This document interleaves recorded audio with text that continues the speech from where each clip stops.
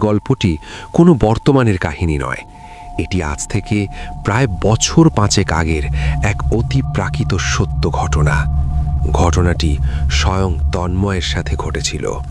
তন্ময় আজ আমাদের পাঠিয়েছেন তার জীবনের সেই বিভীষিকাময় অভিজ্ঞতার কথা, যা শুরু হয়েছিল একটি পুরনো ট্রাঙ্ক থেকে।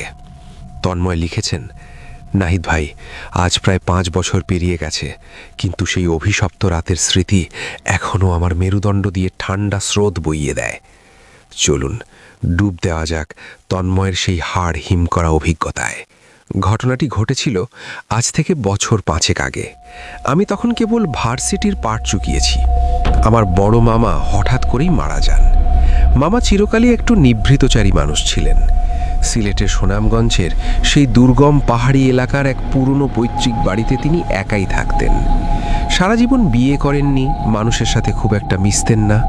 গ্রামের মানুষ বলাবলি করত মামা নাকি কালো বিদ্যা বা গুপ্ত কোনো শক্তির সাধনা করেন।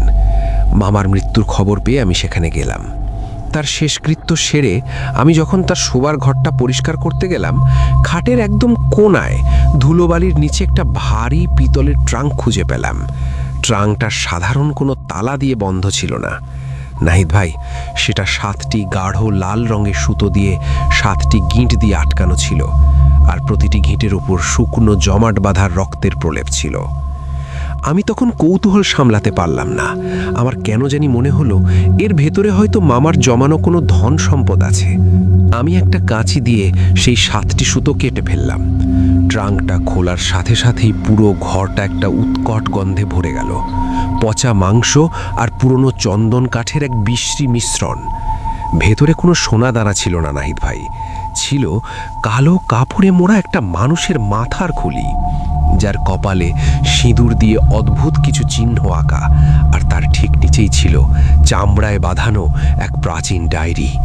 ডায়েরিটার প্রথম পাতা খুলতেই আমার রক্ত হিম হয়ে গেল। সেখানে বড় বড় অক্ষরে লেখা ছিল, যা একবার মুক্ত হয়েছে তার বন্ধ হবে না, এই রক্তঋণ শোধ করতে হবে প্রাণ দিয়ে। আমি তখন বিষয়টাকে গুরুত্ব দেইনি, ভেবেছিলাম মামা হয়তো তুকতাক বা কুসংস্কারে বিশ্বাস করতেন। আমি ট্রাঙ্কটা নিয়ে ঢাকায় আমার ফ্ল্যাটে ফিরে আসি। ঢাকায় তখনও এমন কনকনে শীত ছিল। সেদিন রাত থেকেই শুরু হলো আসল নারকীয় খেলা। রাত তখন আনুমানিক 1:43। আমি ড্রয়িং রুমে বসে ডায়েরিটা পড়ার চেষ্টা করছিলাম।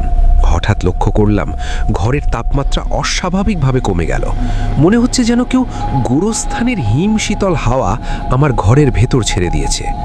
হঠাৎ ড্রয়িং রুমের অন্ধকার কোণ